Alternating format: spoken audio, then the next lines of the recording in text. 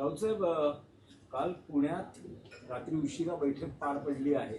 दोन एनसीपी एकत्र येण्यासंदर्भात चाचपणी आणि निर्णयाच्या दिशेनेही वाटचाल सुरू आहे. काय आपलं मत? नाही, आमचं काहीच मत असण्याचं कारण नाही. तो राजकीय विषय कमी आणि कौटुंबिक जास्त आहे.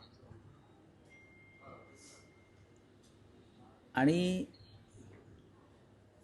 महायुती आणि महाविकास आघाडी या दोन्ही आघाड्यामध्ये दोन्ही राष्ट्रवादी काँग्रेस पक्ष असेल तर हा त्यांचा प्रश्न आहे. असं ह्याच्यावरती या क्षणी मी मत व्यक्त करणार नाही. भारतीय जनता पक्षाचा पराभव भारतीय जनता पक्षाबरोबर असलेल्या आघाडीतले लोक करायला इच्छुक असतील तर त्यांचं स्वागत केलं पाहिजे.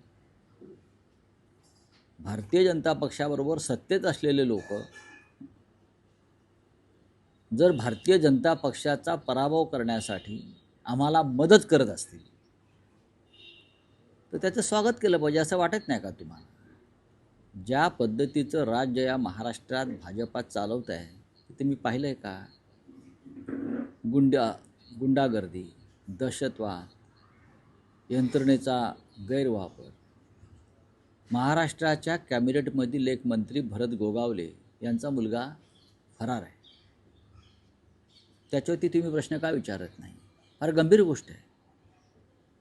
महाड नगरपालिकेच्या निवडणुकीत अटेम्प्ट टू मर्डर एका काँग्रेसच्या कार्यकर्त्याला ज्या पद्धतीनं त्यांच्यावर हल्ला केला ठार मारण्यासाठी